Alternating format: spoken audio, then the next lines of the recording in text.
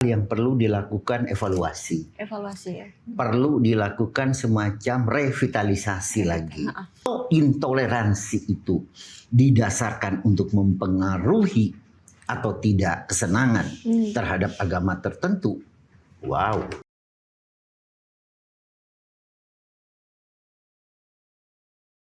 Hai teman-teman semuanya, selamat datang di channel PMKRI Cabang Palangkaraya. Hari ini masih edisi Dionysius Podcast dan kita sudah kedatangan tamu yang sangat spesial. Selamat datang Bapak Agustin Teras Terima Marang. kasih Monik. Di Waduh, Dionysius Podcast, ini Bapak. luar biasa, krunya juga keren-keren. Terima kasih Bapak. Ya, sama-sama. Ya, Monik mau tanya dulu nih Pak. Iya, apa nih? Gimana keadaannya sekarang, sehat Bapak? Sehat, puji Sehat Tuhan. puji Tuhan. Ya, dengan umur yang 70 tahun, jadi kita harus tetap menjaga kesehatan dan kemudian juga harus tetap yang namanya perhatian terhadap tubuh dan lain sebagainya. Biasa. Kalau udah ini kan rentan. Rentan ya. Tapi untuk menghilangi kerentanan mesti kita yang ini. Iya.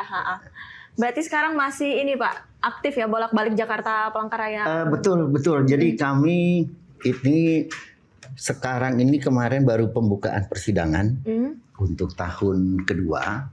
Dan tentu dalam 1 bulan ini, nanti sampai bulan akhir September, awal Oktober, baru kami nanti reses lagi. Oh iya. Reses dan kemudian ada kunjungan kerja. Tapi kami juga disibukkan oleh tugas-tugas kami untuk pertama pembuatan undang-undang. Oh iya. Karena saya di Komite 1, jadi Komite 1 ini kami ditugaskan ada beberapa rancangan undang-undang dan kebetulan saya juga dipercayakan oleh pimpinan jadi ketua tim kerja. Oh iya. Jadi pertama itu rancangan undang-undang yang menyangkut masyarakat hukum adat, kemudian rancangan undang-undang tentang perubahan dari undang-undang Pemda. Oh iya, Pemda. Dan kemudian ini daerah kepulauan. Dan satu lagi nih yang lagi bagus, perubahan iklim. Oh iya. Ya, jadi lumayan. Iya ya. Diberikan kesibukan terus. Terus sibuk terus ya Pak setiap hari. Iya Monik. Dan terima kasih juga sudah meluangkan waktunya untuk podcast hari ini dengan PMKRI. Sama-sama. Kita mungkin bahas beberapa isu sih Pak. Yang lebih tepatnya ada 2 isu nih Pak. Yang pertama kan transmigrasi karena kemarin teman-teman juga baru aksi tanggal 4 kemarin Pak. Oh iya, 4 di depan gedung gubernur. Kemarin kan ada beberapa. Katanya ada 2 lokasi ya? Depan gubernuran, kemudian di DPRD nggak? Kalau yang di Kalbar itu DPRD juga, sama tanggal 4 juga mereka. Sama-sama. Jadi itu sih yang jadi keprihatinan publik juga. Kira-kira menurut Bapak pribadi, opini atau apa pandangan terkait transmigrasi ini? Kira-kira apa ini yang membuat masyarakat berbondong-bondong melakukan penolakan? Kira-kira apa kekhawatiran gitu? Betul Monik. Jadi transmigrasi ini sudah berlangsung cukup lama. Jadi program ini adalah program pemerintah untuk memindahkan saudara-saudara kita di daerah yang padat atau di daerah yang terkena bencana. Nah, kemudian mereka itu dipindahkan kepada beberapa daerah. Nah, daerah-daerah yang dianggap cukup luas, nah itu diberikan kesempatan untuk menerima itu. Nah, Kalimantan Tengah untuk transmigrasi ini bukan baru. Oh iya. Jadi kita dari sejak tahun 70-an kalau nggak salah, ada dari saudara kita dari Bali, kemudian saudara kita dari Pulau Jawa, apakah di Jawa Timur, Jawa Tengah, Jawa Barat, dan kemudian ada juga dari Nusa Tenggara. Jadi kita sudah pernah menerima. Nah, mendasarkan pada pengalaman itu, Monik, ada beberapa hal yang perlu dilakukan evaluasi. Perlu dilakukan semacam revitalisasi lagi. Karena apa? Karena banyak saudara-saudara kita yang sudah lama di Provinsi Kalimantan Tengah yang mereka berstatus transmigran, konflik pertanahannya itu masih terjadi. Iya, masih banyak sekarang, Pak. Betul. Jadi misalnya mereka sudah dapat sertifikat. Ternyata sertifikatnya itu berada di kawasan hutan. Jadi antara Kementerian Transmigrasi dengan pertanahan dan kemudian dengan kehutanan itu tidak sinkron. Iya, tidak sinkron. Nah, akibatnya tentu menimbulkan masalah. Ya. Nah, kemudian kedua, banyak saudara-saudara kita itu yang lari. Jadi lari dari satu lokasi, kemudian mereka berbondong-bondong pindah lokasi. Ya. Ada ke tempat yang ibu kota kabupaten, ada ke tempat yang ibu kota provinsi. Kenapa? Karena memang mereka sulit. Karena menghadapi tantangan dari lahan. Ya. Karena lahan di Pulau Jawa dengan lahan di Kalteng itu kan beda. Iya. Kalau di Pulau Jawa tanam nggak berapa lama lagi tumbuh. Iya. Nah, sedangkan kita ini kan tanah gambut. Iya. Dan kemudian keramaian tidak seperti di Pulau Jawa. Iya, belum padat ya Pak ya. Betul. Karenanya pada saat saya menjadi gubernur, saya melakukan kebijakan moratorium. Oh iya. Nah, moratorium itu adalah menghentikan pengiriman transmigran dari pulau-pulau yang lain ke Kalimantan Tengah. Oh, kenapa? Iya. Karena saya melihat itu kasihan mereka kalau tidak ada kepastian hukum. Betul. Nah itu. Nah kemudian yang saya juga melihat ada tercipta keresahan karena belum terciptanya keadilan. Iya. Terutama bagi masyarakat setempat. Iya. Masyarakat lokal gitu ya Pak. Lokal. Karena mereka begitu sulit untuk memperoleh sertifikat tanah. Ya. Tetapi tiba-tiba ada orang yang baru datang, kemudian tiba-tiba dia dapat sertifikat. Ngeklaim tanahnya gitu ya. Iya, dan memang dia resmi. Nah, orang yang sejak nenek moyang berada di situ, tapi dia tidak memperoleh. Nah, ini kan menimbulkan keresahan. Dan menimbulkan konflik. Ya. Makanya kemarin saya setelah mendengar adanya keinginan untuk menolak, saya bilang betul, tapi harus ada alasan yang tepat. Mendasari gitu ya Pak. Betul. Jadi artinya bukan kita hanya sekedar menolak, tetapi yang penting bagi kita harus ada alasan. Ya. Kenapa kita menolak? Ya. Apa problemanya? Nah, saya sampaikan seperti itu. Jadi perlu segera dihentikan. Ya. Kemudian sembari itu kita juga segera untuk mengevaluasi apakah program ini tepat. Ya, betul. Nah, kalau memang misalnya kekurangan tenaga, ya kenapa nggak maksimalkan yang muda-muda ini? Iya. Betul. Kasih kesempatan yang muda-muda ini, kayak kamu nih, kasih kesempatan. Untuk apa? Memaksimalkan dulu. Di Kalimantan Tengah banyak sarjana. Iya. Lulusan dari macam-macam. Dari Universitas Palangkaraya, dari universitas, banyaklah di sini. Bisa ibaratnya kita fungsikan gitu ya Pak. Betul.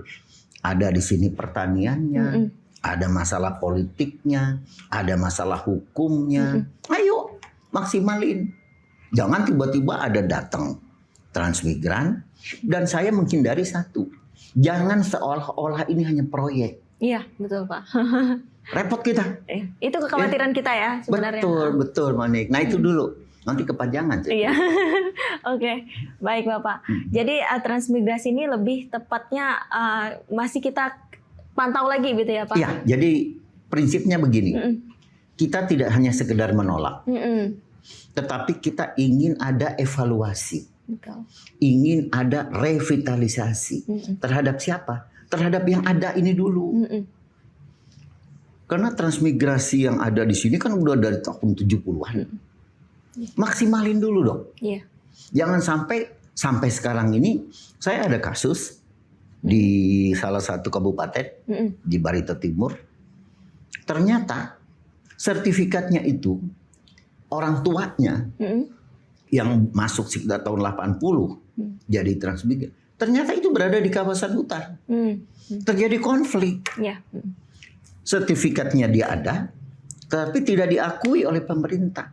Nah ini gimana gitu loh. Berarti di tanahnya tuh ada tumpang tindih segala macam gitu ya Pak? Karena tidak ada klarifikasi, tidak ada clean and clear berkenaan dengan status tanah itu.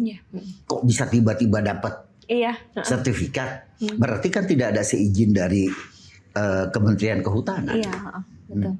Nah itu, kalau itu terjadi di Kalimantan Tengah, saya bilang itu bahaya, menimbulkan konflik sosial. Tuh. Bahkan sekarang juga di Kalimantan pun hampir semuanya, Pak.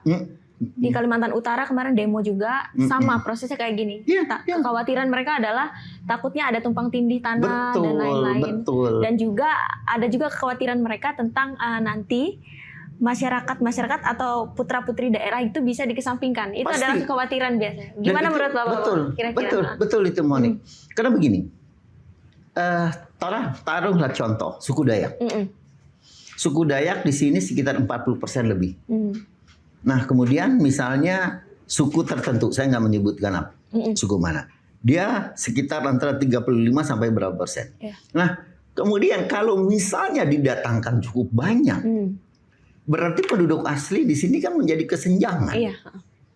Nah apalagi sekarang ini ada pemilu, ada pilkada, jadi kasihan. Akibatnya apa? Penduduk asli menjadi penonton. Nanti orang-orang yang terpilih adalah orang-orang yang bukan berasal dari daerah itu. Bukan masyarakat lokal gitu. Betul. Nah ini kan menimbulkan ketidaknyamanan, ketidakstabilan. Ya kalau sekarang ini pemilu atau pilkada, siapa yang banyak penduduk, siapa yang ini kan belum lagi isi tasnya kan. Yang menentukan kan suara juga ya Pak. Iya. Jadi itulah. Nah, itu salah satunya. Nah, ini saya pikir pemerintah pusat harus betul-betul memikirkan dampak bagi daerah. Kemudian terkait dengan isu transmigrasi ini kan kira-kira ada hubungannya nggak Pak dengan intoleransi? Karena kan banyak nih terjadi di Kalimantan, khususnya di Kalimantan Barat, Kalimantan Tengah itu kan kemarin ada terjadi kalau Kalimantan Barat kan ada di Kubu Raya gitu, penolakan. Kemudian di Kota Waringin Timur kemarin ada penolakan pembangunan gereja juga. Ini kemarin sempat kami diskusikan dengan teman-teman Cipayung juga bahwa ini bisa jadi kekhawatiran juga ketika terjadi transmigrasi, Pak. Bisa terjadi. Iya, intoleransi. Iya. Saya ada mencatat ya. Saya ada mencatat ini, Monik. Pandangan dari seorang filsuf dari Jerman. Beliau itu adalah Immanuel Kant. Immanuel Kant itu berpendapat, saya baca aja, bahwa konsep kebaikan yang tertinggi adalah niat baik atau kehendak baik. Saya mau sampaikan berkenaan dengan toleransi dan intoleransi. Kalau terjadi intoleransi, itu berarti ada niat yang tidak baik. Iya, betul. Kalau mendasarkan pada Immanuel Kant ini. Betul kan? Iya, betul. Nah, kenapa? Karena kita sudah dari awal menyadari bahwa negara kesatuan Republik Indonesia ini adalah negara yang berbeda agama, berbeda suku, berbeda kelompok, berbeda kebudayaan, dan lain sebagainya. Nah, kalau intoleransi itu didasarkan untuk mempengaruhi atau tidak kesenangan terhadap agama tertentu, saya bilang ini sesuatu hal yang tidak diinginkan oleh para pendiri bangsa. Sikap tidak baik ya Pak? Iya, jadi artinya tidak ada sikap pemahaman terhadap keberagaman. Sedangkan kita kan punya semboyan. Bhinneka Tunggal Ika. Kita ini berbeda. Nah, kita harus menyadari kita berbeda tapi kita satu. Nah, keyakinan saya, keyakinan Monik nggak bisa diganggu oleh orang lain. Betul. Karena itu keimanan saya kok. Saya meyakini, saya mempercaya, itulah yang anutan saya. Tapi saya tidak mengganggu. Jadi, nah itu harus dimulai dari mana, Monik? Dari diri kita. Kalau kita ingin bertoleransi, maka toleransi itu harus mulai dari diri kita. Immanuel Kant bilang, dari apa? Dari niat baik kita. Betul. Jadi jangan kita melihat perbedaan. Nah, kalau kita hanya semata-mata melihat perbedaan, ya pasti beda. Akhirnya berbicara mayoritas minoritas. Iya, betul. Saya banyak, saya hebat. Nah, itu mungkin kaitannya dengan transmigrasi ya, Pak? Mungkin bisa terjadi. Bisa terjadi. Makanya sekarang ini ada semacam multikulturalis. Ada satu upaya mengakulturasi agar antara kebudayaan satu, kebudayaan pendatang dengan kebudayaan masyarakat yang asli. Nah, kemudian bagaimana ini bisa menjadi bersatu? Yeah. Nah, di mana bumi dipijak, di situ langit dijunjung. Iya, gitu. Jangan sampai ada pandangan saya yang banyak, saya berkuasa, gitu ya. Saya menang. Kalau itu terjadi, itu akan menimbulkan konflik. Ya. Bahkan konflik antar suku, antar agama bisa terjadi. Nah, jadi artinya intoleransi itu bisa kita hindari kalau kita betul-betul menyadari bahwa kita ini berbeda. Kan ada pandangan dari agama Islam kan yang mengatakan agamamu agamamu, agamaku adalah agamaku. Nah, artinya apa? Kalau itu kita pahami betul, selesai. Jadi jangan hanya kita melihat bedanya. Iya. Kita pasti beda kok, Moni. Iya, benar-benar. Tapi lihatlah persamaan kita. Semuanya juga ingin maju. Semuanya ingin hidup bersama. Misalnya ada rumah ibadah mau didirikan. Nah, saya juga mengharapkan agar bagi kita yang ingin mendirikan rumah ibadah, ya kita harus coba rangkul saudara-saudara kita yang ada di tempat itu. Kita jelaskan bahwa kita ingin tempat ibadah dan tempat ibadah ini hanya bisa kita akan laksanakan pada hari Minggu saja. Hari-hari lain kami tidak menggunakan ini. Ya kita dialog lah. Nah, jadi kalau ini dialog, musyawarah ini terjadi, kemudian timbulnya mufakat, itulah di sila keempat. Kerakyatan yang dipimpin oleh hikmat, kebijaksanaan dalam permusyawaratan rakyat. Harus adanya komunikasi yang paling penting. Betul. Jadi ya itu kembali lagi tadi saya katakan Immanuel Kant. Semuanya harus dimulai dari diri kita. Sepanjang diri kita itu berkeinginan ada niat baik, kita mendirikan rumah ibadah, kita beribadah dengan niat baik, dan kemudian kita komunikasikan juga dengan baik. Ya, mudah-mudahan itu tidak terjadi. Tapi gimana Pak, kalau misalnya dari kita pribadi ini sudah sadar nih, misalnya kita sudah sadar bahwa kita ini berperilaku baik untuk membangun tempat ibadah misalnya gitu ya.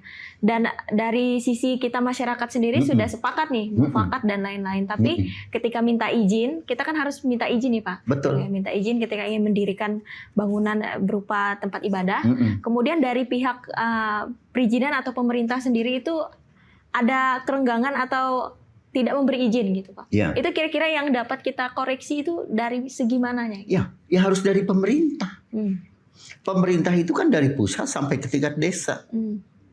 Siapapun yang disumpah menjadi pemimpin, dia tuh taat pada Undang-Undang Dasar, taat pada Pancasila. Jadi kalau ada pemimpin yang tidak ada toleransinya dalam bidang beragama, berarti dia bukan pemimpin yang baik. Iya, betul.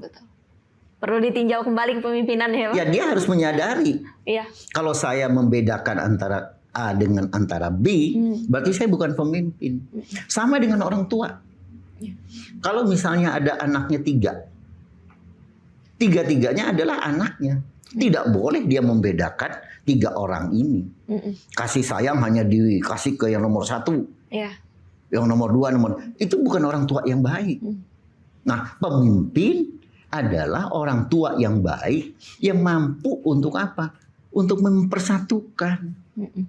Makanya kan setiap pemimpin itu ada sumpahnya. Pertama, taat pada Pancasila. Dan kemudian Undang-Undang Dasar 45. Dan itu sumpah itu dilakukan menurut agama dan kepercayaannya masing-masing. Jadi, dan itu ada kitab sucinya lagi. Yang beragama ini. Betul. Gitu ya, iya, kalau kita Kristen atau Katolik kan kita pegang Alkitab. Kalau ini semuanya ada. Kalau yang ini di atas kepala dan sebagainya. Itu apa? Itu adalah sumpah kita. Termasuk pelayanan. Betul. Berarti, Pak. Nah, kalau kita tidak sanggup menjadi seorang pemimpin yang punya nilai toleransi tinggi, maka kita jangan jadi pemimpin. Iya, betul. Mundur aja. Berarti kita harus tahu dulu nih, diri kita nih udah siap jadi pemimpin atau tidak. Gitu, betul, betul. Karena menjadi pemimpin itu tidak mudah. Karena yang dipimpin itu bukan 1-2 orang. Ya. Yang dipimpin ini banyak. Dan kemudian yang banyak ini berbeda-beda. Berbeda agama, berbeda suku, berbeda budaya, berbeda pendidikan, berbeda kebiasaan. Ya. Ada yang S3, ada yang profesor, ada yang S2, ada yang belum sekolah, ada yang tidak sekolah. Jadi dia harus berada di lingkungan yang seperti itu. Kalau dia mampu menjadi pemimpin yang baik, tidak ada alasan intoleransi itu. Iya, betul. Ya, dan kemudian pemerintah pun juga harus tegas. Kalau semuanya sudah ditempuh, masyarakat di situ sudah memberikan izin. Dan kemudian semua perizinan sudah dilengkapi, ayo. Kenapa tidak gitu ya Pak? Betul. Kemudian Pak, terkait transmigrasi mungkin ya, kita balik sedikit terkait transmigrasi. Kira-kira menurut Bapak, adakah sisi positif sedikit gitu dari transmigrasi ini untuk Kalimantan Tengah mungkin khususnya Pak? Positif pasti ada. Pasti ada. Karena apa? Karena kita harapkan orang-orang yang didatangkan ini adalah orang-orang yang berkualitas, adalah orang-orang yang mempunyai kapasitas, adalah orang yang mempunyai kapabilitas. Nah, tentu dengan adanya orang-orang yang berkualitas, ada orang yang berkapasitas dan berkapabilitas ini akan mendorong agar masyarakat penduduk asli di sini juga ikut maju. Iya, ikut maju. Iya, tapi jangan yang dikirim ini yang memble juga. Jadi nggak ada nilai plus gitu loh. Nah, makanya perlu ada ketelitian. Perlu ada keberhati-hatian pada saat kita menentukan seseorang itu adalah sebagai transmigran. Dan dia harus diberikan edukasi dan sosialisasi bahwa daerahnya yang akan dia datangi ini begini loh kulturnya, begini loh kondisi tanahnya, begini loh masalah geografinya. Jadi jangan mereka itu tiba-tiba hanya diperintah langsung pergi. Bawa badan aja gitu. Bawa badan. Nah itu tidak boleh. Nah itulah tugas dari Kementerian Transmigrasi. Sehingga orang datang itu adalah orang-orang yang betul-betul siap dan orang-orang yang memahami daerah yang akan dia datangi dan kemudian dia punya punya kualitas, kapasitas dan kapabilitas. Jangan memindahkan penduduk ke negara-negara padat. Ini dipindahkan begini saja, pindah begini. Nah, ini bukan barang. Benar-benar. Ini manusia. Dia perlu ada interaksi. Betul. Ini yang saya sering katakan. Saya 2007 menegaskan Kalteng pada saat itu moratorium. Dan saya sudah sampaikan kepada Pak Menteri.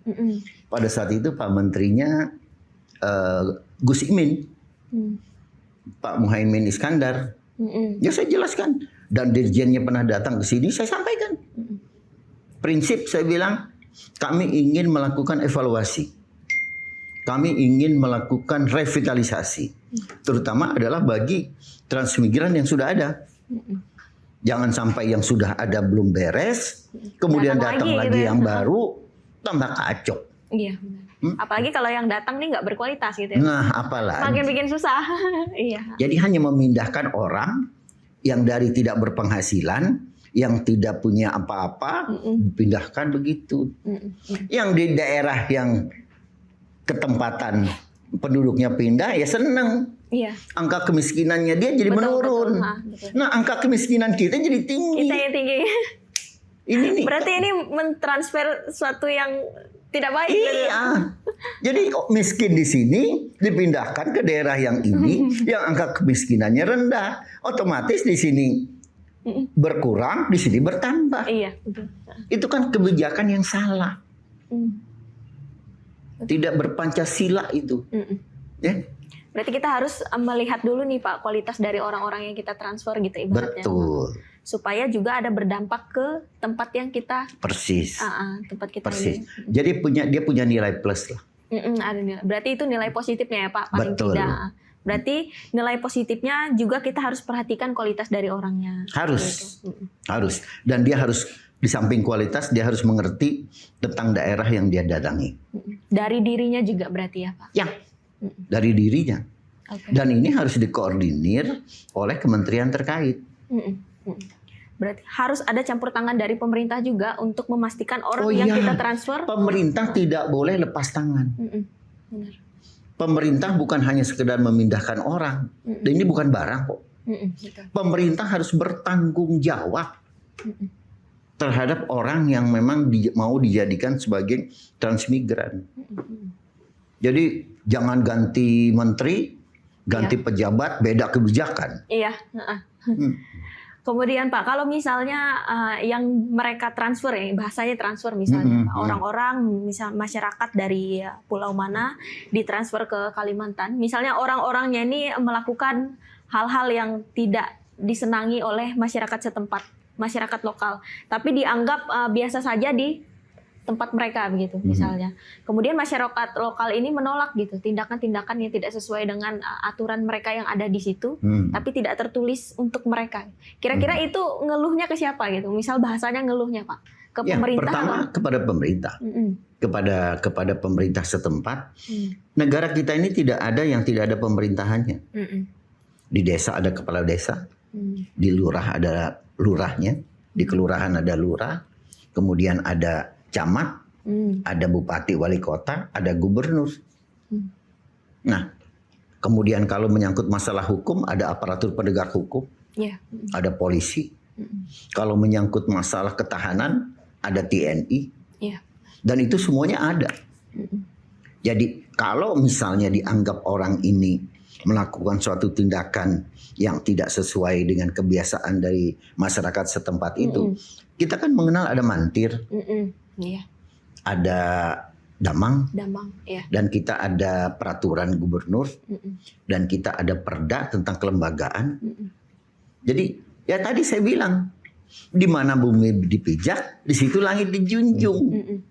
Kalau ada saudara kita yang mau berpindah ke Kalimantan Tengah, ya dia harus mengikuti adat dan kebudayaan di Kalimantan Tengah. Jangan dia memindahkan kebudayaannya, nanti bisa konflik. Begitu. Nah kalau dia tidak punya kesadaran itu jangan dipindahkan. Biar aja dia tetap di tempat dia. Berarti apa? Berarti dia adalah bukan orang yang berpancasila. Itu kesimpulannya Pak. Terkait dengan budaya adat ini, kira-kira hukum adat nih gimana Pak? Hukum adat kita cukup memadai. Artinya di sini terlihat bahwa kita kan ada perda tentang lembaga adat, dan kita ada perjanjian Tumbang Anoy, dan itu adalah 96 pasal kalau nggak salah ya. Itu adalah pegangan dari para damang, itu pegangan dari para mantir, dan kita ada Dewan Adat Dayak, dan di tingkat nasional ada Majelis Adat Dayak Nasional. Nah mereka lah yang bertugas untuk mensosialisasikan hal-hal yang terkait dengan adat dan kebudayaan dari masyarakat di Kalimantan. Terkhususnya kalau ada transmigrasi ya Pak? Iya, betul. Ya ada semacam proses lah ya. Tapi ya saya sih meminta moratorium dulu lah. Jadi ada selak dulu, biar para yang sudah ada di sini membenah diri dulu lah. Dan saya tidak sependapat kalau ada satu kabupaten yang menyatakan bahwa dia menerima, misalnya terhadap program transmigrasi ini, ya kan berarti dia tidak paham, tidak paham terhadap kondisi real yang ada di tempat itu.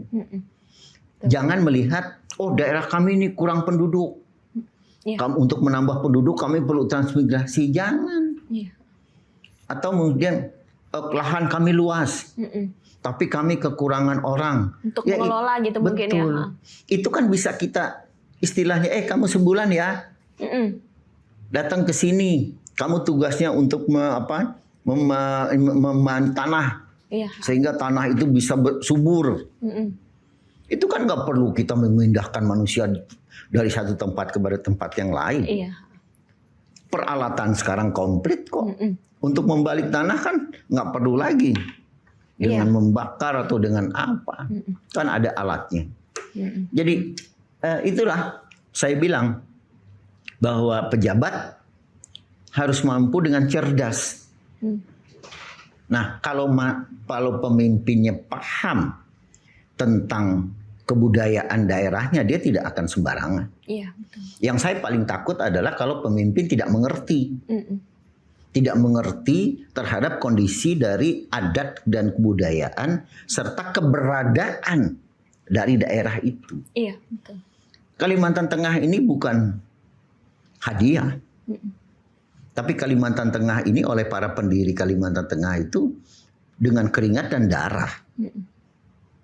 Kita kenal betul para pejuang dari Barito, pejuang dari Kahayan, pejuang dari Katingan, dan lain sebagainya. Dari Kapuas. Betapa mereka gencarnya memperjuangkan Kalimantan Tengah. Ya jangan tiba-tiba ada datang orang yang tidak mengerti daerah. Kemudian dia sepertinya mempunyai ide yang menghambat adanya satu perkembangan bagi daerah itu. Iya, betul. Sampai menyampingkan aturan-aturan setempat mungkin ya. Betul, menyampingkan aturan, menyampingkan adat dan kebudayaan, serta menyampingkan penduduk lokal. Iya, betul. Jadi hal-hal seperti ini yang perlu kita hindari ke depan. Dan ini tugas dari kalian yang muda-muda. Jadi ini tugas kalian yang muda-muda. Kalau saya udah umur 70 tahun lebih ini, ya artinya kan hanya sekedar mengingatkan. Anak muda, masih banyak tugas kalian. Gitu. Baik. Terkait masyarakat adat, ini kan undang-undang masyarakat adat nih gimana Pak perkembangannya sejauh ini? Saya ditugaskan untuk memimpin mengenai persiapan untuk rancangan undang-undang masyarakat hukum adat ini. Dan ini sudah on proses berarti ya Pak? On proses. On proses. Mudah-mudahan di dalam beberapa waktu ini DPR, pemerintah dan DPD ada satu kesempatan untuk membahas ini. Karena ini udah terlalu lama ya. Ini sudah lama sekali Pak. Mudah-mudahan bisa cepat. Dan itu memang jadi harapan kita sebenarnya Pak. Ya, malahan di situ rancangan undang-undang masyarakat hukum adat ini tiada lain adalah merupakan landasan di dalam rangka untuk pengakuan. Iya, betul. Kemudian kedua yang tidak kalah penting itu adalah perlindungan. Dan kemudian penghormatan. Dan yang terakhir penting nih, pemberdayaan. Iya. Jadi 4 komponen ini harus terangkum. Dan Undang-Undang Dasar 45 kita di dalam salah satu pasalnya itu juga menyatakan bahwa mengakui keberadaan dari masyarakat adat ini. Nah ini yang belum ada undang-undangnya. Nah itu. Ya. Nah kalau misalnya ada katanya undang-undangnya ada. Iya. Di migas juga undang-undang migas ada, di undang-undang tentang kehutanan juga ada. Tapi itu kan undang-undang sifatnya spesialis. Iya. Hanya untuk kehutanan, itu hanya untuk migas. Tapi tidak ada undang-undang yang generalis yang memayungi. Nah, maksudnya saya kalau ada undang-undang masyarakat hukum adat, dia itu memayungi undang-undang yang lain yang sektoral ini. Iya, bisa. Gitu loh. Nah sekarang ini kan nggak ada payung. Iya, betul. Makanya hujan terus, kena hujan terus. Iya. Masyarakat adat jadi kena hujan terus. Baik Bapak, mungkin itu sedikit kesimpulan ya Pak terkait isu transmigrasi dan intoleransi yang memang masih panas sih sebenarnya sekarang Pak. Karena di kalangan mahasiswa, masyarakat juga masih berdiskusi terkait dengan itu. Oleh sebab itu kami perlu sekali tanggapan-tanggapan terutama dari Bapak sendiri terkait ini supaya nanti kita bisa melihat dan kita bisa mengambil kesimpulan Pak. Kesimpulan bahwa apa yang perlu dilakukan oleh masyarakat khususnya kemudian mahasiswa dan juga pemerintah terkait dengan isu-isu yang kita angkat hari ini. Begitu Bapak. Mungkin hanya itu yang bisa kita bahas hari ini. Terima kasih, Monik. Mungkin lain waktu kita bisa ngobrol lebih banyak lagi terkait isu-isu yang lain. Oke teman-teman, sekian podcast hari ini. Sampai jumpa di episode selanjutnya. Bye. Bye-bye.